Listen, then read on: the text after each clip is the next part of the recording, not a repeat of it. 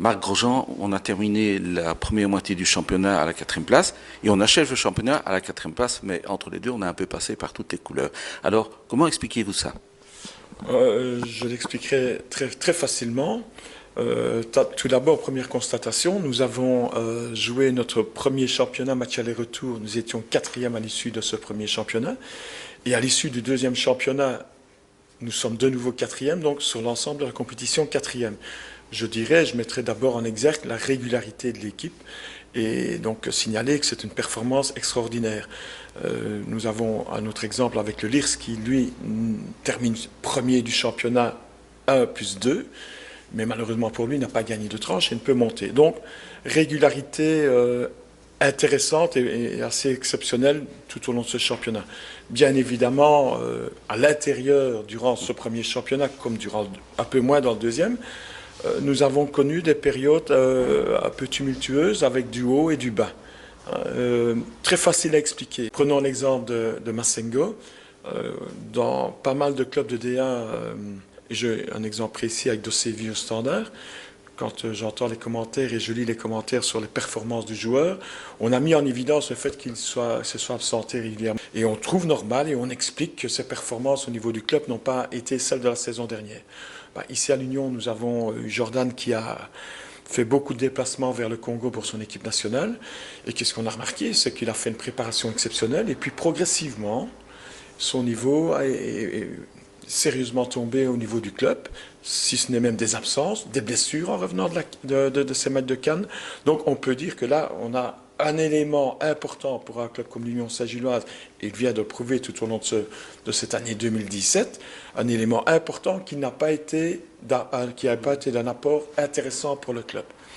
Nous avons aussi eu quelques pépins, si même on n'en a pas eu trop, mais je prends des joueurs clés de notre équipe, Nicolas Ragel, au top de sa forme et de sa condition, blessé à l'Antwerp, puis absent pendant 6 à 8 semaines. Ça, c'est encore un problème qui nous est tombé dessus. D'autres joueurs qui ont peu, voire pas joué, Vincent Van Diepenbeek, Baerle, qui malheureusement s'est blessé en préparation, alors c'est un garçon sur lequel je comptais beaucoup pour aider l'équipe à progresser cette saison-ci, mais bon, toute une série de pépins en arrivant et qui n'a pas pu se mettre au service de l'équipe. Je pourrais continuer en n'oubliant pas aussi un garçon comme Freddy Mambongo, parce que on n'a peut-être pas souligné assez, mais nous étions très contents de lui en début de saison. Le rappel, le match à Louvain, où il avait été d'ailleurs élu homme du week-end au niveau de Proximus. Et puis ces problèmes privés, quand nous avons découvert, quand il nous a dit, le seul reproche qu'on peut lui faire, c'est de ne pas nous en avoir parlé, mais quand il nous a expliqué sa situation privée, on était évidemment tous abasourdis, mais on comprend mieux le niveau de ses performances. Mais je n'oublierai pas non plus, c'est que pour la majorité, voire les 8 dixièmes à 9 dixièmes de notre équipe, tous ces garçons ont découvert une nouvelle série, une division 2 qui n'en est plus une, mais qui est une division 1B, bis, avec un niveau de match exceptionnel qui demande une intensité physique, psychologique et mentale de tous les instants. Donc je pense qu'à un moment donné, pas mal de nos garçons, de nos joueurs, ont accusé le coup physiquement, mentalement, pour connaître le creux que nous avons connu durant cette période du mois de décembre notamment. Alors, nous voilà dans une situation de deuxième trêve au cours d'un même championnat.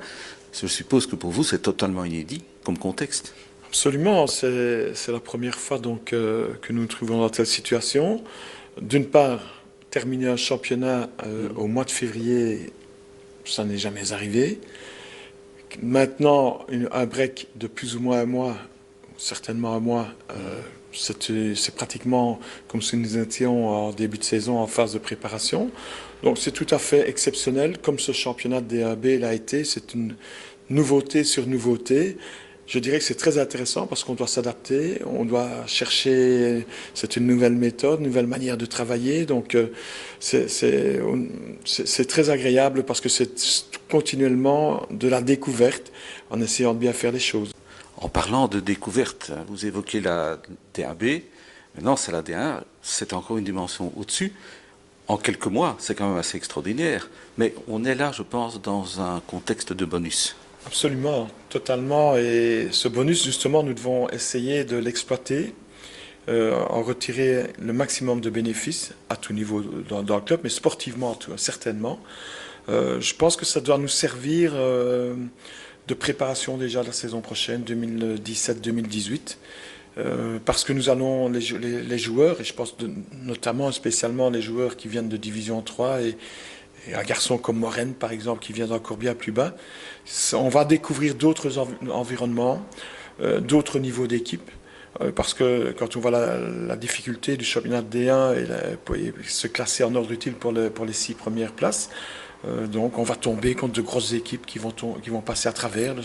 Le Standard, on le sait déjà, peut-être Genk, peut-être Gand, peut-être le Football Club Malinois, donc vous imaginez le niveau de ces équipes. Donc on va devoir essayer de profiter de tout ça pour prendre de l'avance sur la préparation de la saison prochaine. Pour un Liégeois né à Ougré et qui en plus a fait toutes ses équipes d'âge au Standard, affronter le Standard comme entraîneur, c'est évidemment un fantasme. Ce n'est pas un fantasme, puisque ça va peut-être être une réalité. On se dirige certainement vers cela. Je crois non seulement que pour moi c'est un souhait, ce sera un plaisir, mais je pense que pour non seulement les joueurs, les dirigeants, les responsables du club, les accompagnateurs du club, mais certainement pour nos supporters, ce serait une des plus belles affiches que nous pourrions présenter lors de ce Play-off 2.